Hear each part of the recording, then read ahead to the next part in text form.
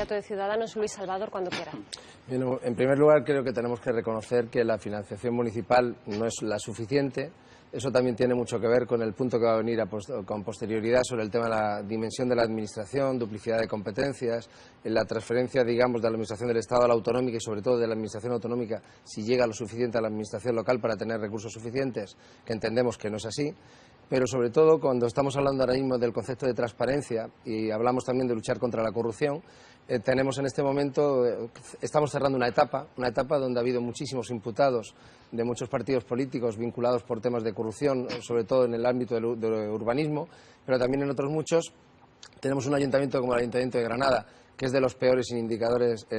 sobre transparencia y también sobre burocracia que hay absolutamente en España, además de esos 300 millones de deuda. Y, por tanto, tenemos un ayuntamiento en el que hay que hacer una urna de cristal donde los ciudadanos tienen que saber todo lo que sucede dentro y para ello hay que hacer que todos los procedimientos de contratación, desde que se está optando, se conceden los contratos, la trazabilidad de los mismos y saber a qué empresas se les ha adjudicado, si tienen o no tienen vínculos con personas muy cercanas a la toma de decisión dentro del ayuntamiento, qué pliegos de condiciones han estipulado, si se han llevado adelante o no, porque tenemos muchas informaciones de que eso no se está cumpliendo de esa manera y, por tanto, entendemos que hay que hacer un esfuerzo muy importante y que el portal de transparencia tiene que ser un portal de máximos, donde incluso grupos municipales y, como se ha dicho aquí, hasta el último euro de cada concejal tiene que ser concebido. Por otra parte, tenemos una carga impositiva a los ciudadanos muy grande, una carga que, digamos, también tiene que ver, por una parte, con el aumento de los valores catastrales, con la burbuja inmobiliaria y, sin embargo, pagan un IBI que no se corresponde con el valor real que tienen los pisos ahora y ahí entendemos que hay que ir trabajando. Y también desde Ciudadanos defendemos hacer un cambio por ley en donde una parte del IRPF, el 15% o el 2%, también de ese IBI, vaya entonces, digamos, del IVA, vaya para los ayuntamientos. Prácticamente parecía que había un debate sobre la capital y al final ha terminado siendo un debate sobre Armilla. Quiero recordar que en el próximo debate precisamente que va a haber sobre la capital no van a estar presentes aquellos grupos que todavía no tenemos presencia y en concreto Ciudadanos, como no se ha podido presentar, es la primera vez, pues no tiene presencia en ese debate, ¿no? Pero sí me sorprende que siempre nos estemos echando a la cara, aquellas cosas que el uno le reclama al otro y el otro le vuelve a reclamar al uno, ¿no? Cuando cada uno al final, en los casos de corrupción, lo que tiene que hacer es actuar sobre la corrupción propia, erradicarla y a partir de ahí entonces tener la carga moral para decirle al de enfrente que tú acabes también con la tuya, ¿no? En este momento, precisamente, sobre el pacto que se está planteando o no pacto sobre el tema de la investidura, lo primero que puso Ciudadanos encima de la mesa es que no pudieran ir imputados en las listas electorales porque entendemos que es una premisa que, aunque un imputado no sea un condenado, pero que sí entendemos que estamos en un momento donde la sociedad española está especialmente sensibilizada con toda la proliferación de casos de corrupción, donde ambos partidos tienen más de 700 imputados, y parece que es un escándalo, donde todas las instituciones del Estado están en la sombra de la sospecha porque han anidado la corrupción en todas ellas y entendemos que hay que marcar un antes y un después y por eso entendemos que no pueden ir imputados en las listas, hay que hacer auditorías en los ayuntamientos donde se entre para conocer realmente cuál es el estado de las cuentas, hay que conocer, repito, con qué empresas se ha contratado, si había o no había vínculos familiares a la hora de haber contratado con ellas, si los pliegos de condiciones se están cumpliendo, quiero decir, hay que revisar absolutamente todo y a partir de ahí intentar iniciar una etapa nueva en el municipalismo, ¿no? Una etapa en donde no va a haber mayorías absolutas en muchos lugares y donde precisamente desde esas mayorías absolutas, al final por un pacto y reparto de concejalías, lo que se ha hurtado precisamente ha sido la capacidad de fiscalización de la oposición sobre el gobierno, porque si al final hay dos grupos o un grupo o cuatro grupos que tienen una mayoría, se terminan repartiendo el espacio y cada uno termina haciendo lo que quiere y al final sigue anidando la corrupción, que es la primera que tenemos que desterrar de los ayuntamientos en este momento. Sí, en esta primera intervención de este bloque quiero manifestar que nosotros siempre estamos defendiendo que el ayuntamiento es el principal actor de una ciudad y por tanto el que tiene la capacidad para dinamizar al resto de actores, el que tiene capacidad también para relacionarse con los principales actores de otros ayuntamientos y también tratar de llegar a acuerdos. Y nosotros en Granada tenemos dos grandes áreas metropolitanas, el área metropolitana de Granada, el área metropolitana de la costa. Cuando se dice por qué en Granada tenemos en Andalucía más del 35% de desempleo, lo cual es una lacra que tenemos que ir cargando con ella y corregir cuanto antes, y como se ha dicho aquí, 100.000 de esos parados están en Granada, y sin embargo cuando te pones a analizar el potencial que tiene Granada, dices, esto no es posible que tengamos esas tasas de desempleo, pues teniendo un puerto como el que tenemos, que es verdad que tenía incluso la autoridad portuaria Almería en vez de tener la Granada hasta hace poco tiempo, una red de infraestructuras que todavía se está terminando, aunque estemos ya cerca, pero que llevamos muchísimos años sin tenerla disponible. El AVE sigue estando a punto de llegar, pero ahí un poco atrancado en la entrada y también llevamos mucho tiempo esperándolo. Y al final estamos viendo que hay muchos de los elementos sustanciales que en una provincia con el potencial que tiene o la presa de Rules, que no tiene las canalizaciones para hacer que eso dé riqueza. Es decir, entonces, Granada lo tiene todo para ser una ciudad, una provincia muy importante y para generar empleo, y eso se produciría en todas las localidades, y sin embargo estamos atrancados precisamente por esto que estoy diciendo. A partir de ahí, dentro de la ciudad de Granada en concreto,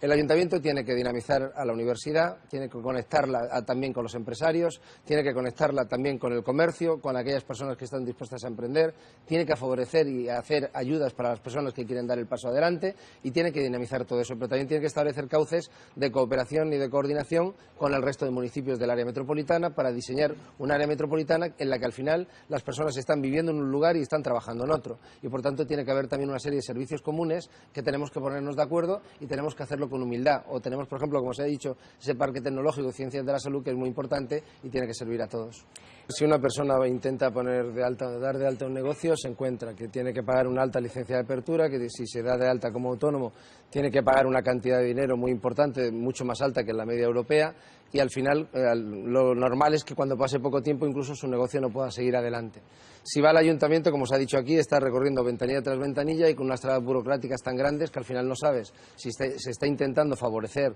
la creación de puestos de trabajo y que alguien pueda desarrollar un proyecto vital, o se le están poniendo problemas y trabas también en muchas ocasiones con tintes recaudatorios, ¿no? Por tanto, hay que saber de parte de quién estamos, y la administración tiene que estar de parte si dice de la generación de empleo, tiene que rebajar esa burocracia, dar las máximas facilidades, conseguir que la gente se pueda implantar, rebajar cotizaciones inicialmente y favorecer que eso, digamos, tenga viabilidad. Nosotros tenemos una de las principales universidades que hay en España,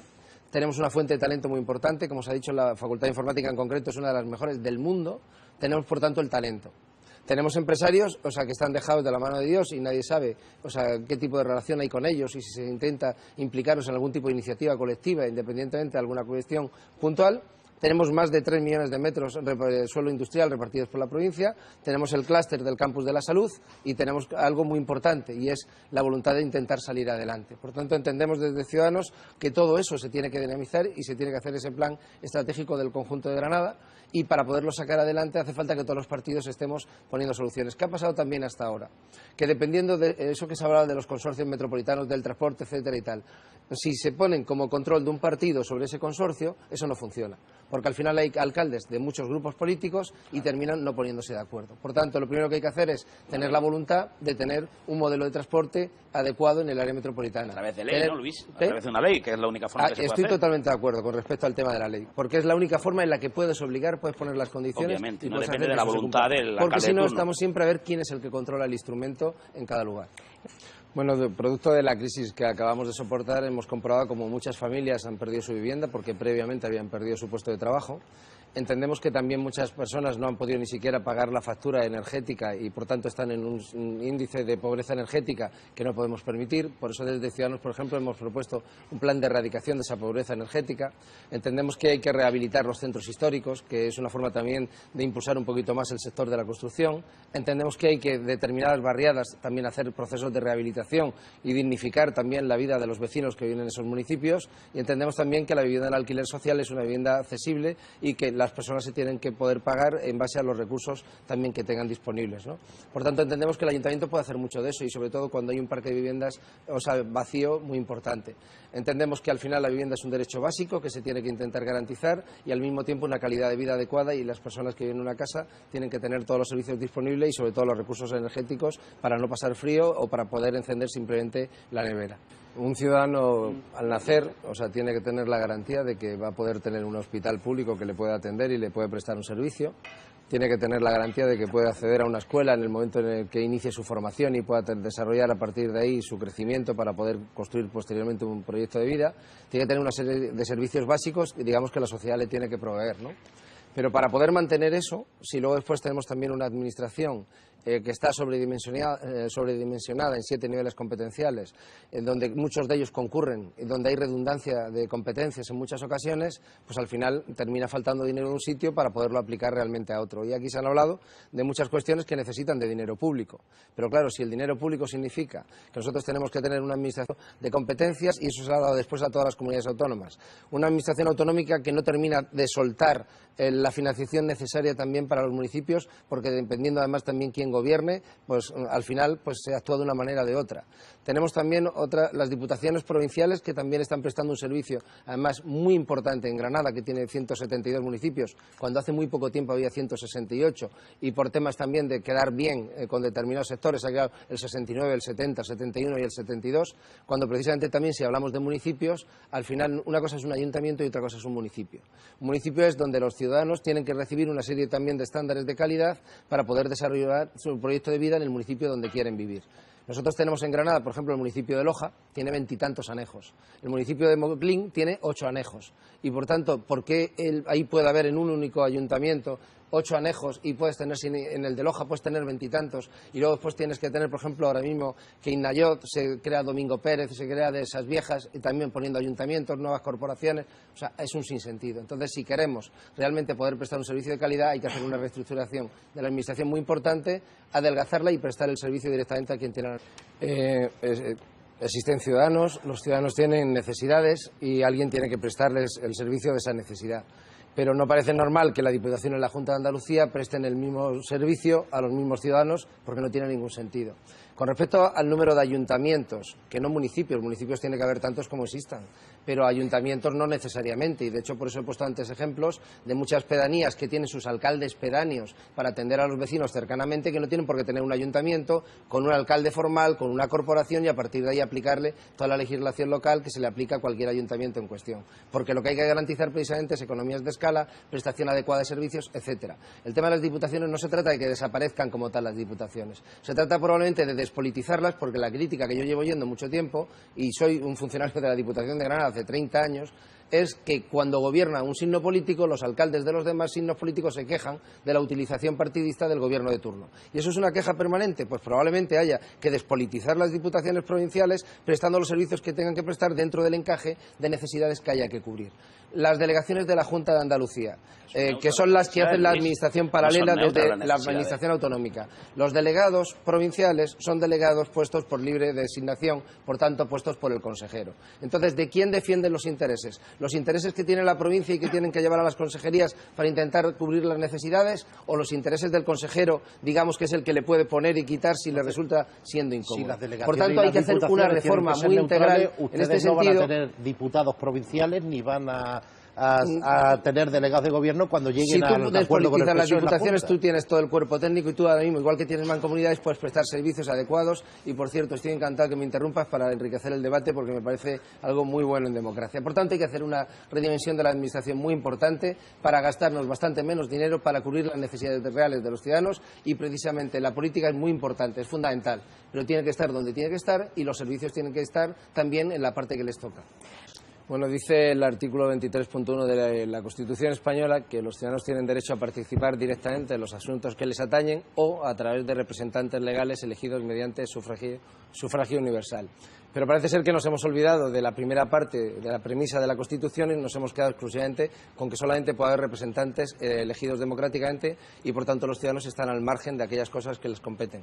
Por tanto, desde Ciudadanos lo que pretendemos y lo que entendemos es que los ciudadanos tienen que participar activamente desde la elaboración de los propios programas electorales de los partidos a los que ellos crean que les pueden aportar cuestiones que sean de interés para el conjunto, que tienen que existir después presupuestos participativos donde los ciudadanos tengan también ámbitos de codecisión con respecto también a los propios ayuntamientos, y sobre todo también que los ayuntamientos, decía Rousseau también que la democracia directa solamente era posible en pequeños estados, pero hoy con Internet puedes crear herramientas donde puedes garantizar una participación máxima por distritos, por barrios, para la micropolítica, para grandes proyectos, pero al final los ciudadanos tener un papel mucho más activo, como les arroga la Constitución, y lo hemos olvidado. Gracias, señor Salvador.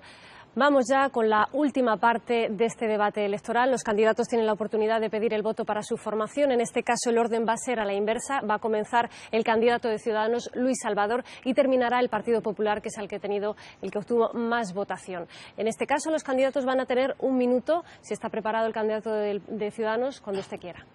Bueno, Ciudadanos entiende que la primera prioridad que tenemos que tener en cualquier ciudad es la creación de empleo y, por tanto, tenemos que utilizar todos los recursos disponibles y el Ayuntamiento tiene que ser el principal actor de la ciudad y que tiene que dinamizar a todos los demás y llegar a acuerdos con otras administraciones para a partir de ahí poder conseguir ese objetivo. Pero también tenemos que tener ciudades pensadas en el futuro y en el desarrollo sostenible, ciudades más verdes, ciudades que no tengan barreras, ciudades que permitan que todos los ciudadanos las puedan disfrutar por igual y tenemos que actuar en una medida muy importante también sobre ello. Tenemos que tener ciudades orientadas a las personas, porque al final son las que terminan viviendo y desarrollando su proyecto vital de vida en el municipio. Y tenemos que también darle un valor importante a la cultura, que al final nuestro patrimonio y nuestras tradiciones y aquellos elementos culturales nos tienen que enriquecer como personas. O al turismo, al vivir en una tierra de prestación de servicios, pero sin olvidar la nueva economía y el talento que tenemos en nuestras universidades para crear y desarrollar nuevos espacios de negocio posibles para poder generar el empleo que con esas tasas tan altas tenemos que erradicar. Por eso pido el voto para Ciudadanos.